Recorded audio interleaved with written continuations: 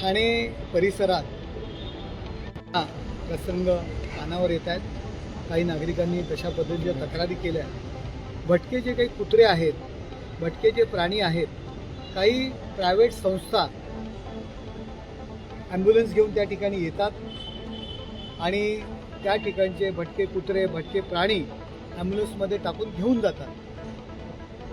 लोकांनी त्या परिसरातील त्या इमारतीतील चाळीतील लोकांनी जर तक्रार केली, त्याचा पाठपुरावा केला, तर 10 आणि 15 दिवसांनी ते परत खूप पाठलाग केला तर आणले जातात, नाहीतर ते आणले जात नाहीत.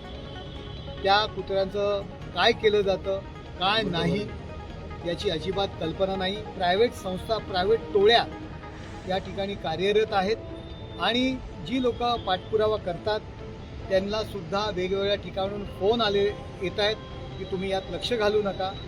आणि त्या लोकांच्या मते ऑर्गन ट्रान्सफर हा जो प्राण्यांमधला जो विषय आहे, भटके कुत्रे अनधिकृतरित्या घेऊन जाणं आणि त्यांचे ऑर्गन ट्रान्सफर करणं, असा मोठा स्कॅम या शहरामध्ये काही ठिकाणी सुरू आहे. यामध्ये काही शहरातले काही डॉक्टर्ससुद्धा याच्यामध्ये सहभागी या कटामध्ये असण्याची शक्यता आहे. मी ठाणे महानगरपालिकेकडे मागणी केलेली आहे त्या डिपार्टमेंटकडे की आपण याची चौकशी करावी आणि अशा पद्धतीने जर कोण काम करत असेल त्यांच्यावर कारवाई करावी. बिहारी टोळी त्याच्यामध्ये कार्यरत आहे असं दिसून येत आहे. त्याच्यामध्ये महिलांचा सुद्धा सहभाग आहे. ही चुकीची, मानवतेच्या दृष्टीने चुकीची गोष्ट आहे.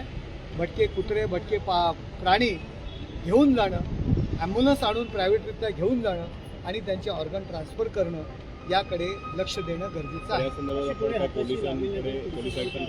मी आता ठाणे महानगरपालिकेच्या जे काही आरोग्य विभाग आहे त्यांना सांगितलेलं आहे, त्या डिपार्टमेंटला अशा पद्धतीने काही गोष्टी होत आहेत. काही लोकांचा अनुभव आलेले आहेत, काही लोकांना फोन आलेले आहेत. त्यांनी पाठपुरावा केल्यानंतर त्यांचेसुद्धा आम्ही त्यांचे नंबर्स त्यांना दिलेले आहेत.